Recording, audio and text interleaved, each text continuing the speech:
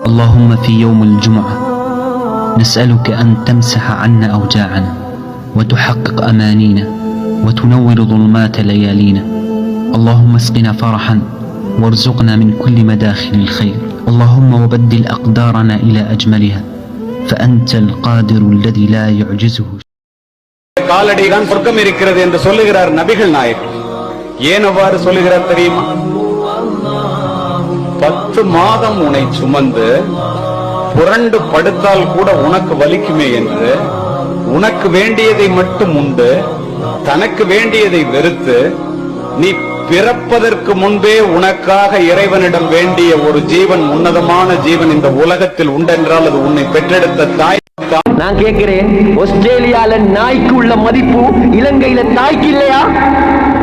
எத்தனை தாய்மார கொண்டு போய் அநாத ஆசிரமத்தில் விடுறான். எத்தனை தாய்மார் வீதிகள்ல உட்கார்ந்து கொண்டு கிழங்கு வித்து கொண்டு மாம்பழம் வித்து கொண்டு, ஏனும்மா உங்களுக்கு பிள்ளைகள் இல்லையா? இருக்கிறாங்க வாப்பா, ஒத்தரும் உதவி இல்ல. அவங்க எல்லாம் கல்யாணம் முடிச்சு போயிட்டுட்டாங்க, எங்களை கை விட்டுட்டாங்க. சகோதரர்களே, சாதாரண பாவமாயுது, சாதாரண பாவமாயுது. நீ சின்ன பிள்ளையில இருக்கும் போது உனக்கு பேச தெரியுமா? உனக்கு நடக்க தெரியுமா? உண்ட உடம்புல பிசிக்கலி ஃபிட்னஸ் ஒன்றுமே இல்லை. உன்னை வளர்த்தது, ஆளாக்கினது, பால் தந்தது, அழுதது. பாப்பாக்காரருக்கு தலைவலிக்கும் புள்ள அழுதா, அம்மாவுக்கு நெஞ்சு வலிக்கும் என்ற புள்ளையே அழுதோ. இப்படி எல்லாம் வளர்த்து ஆளாக்கி கஷ்டப்பட்ட தாயே ஊட்ட அனுப்புறதுக்கு நம்ம சமூகத்துக்கு மனசு வந்துட்டுதா? சிந்தியுங்கள் சகோதரர்களே.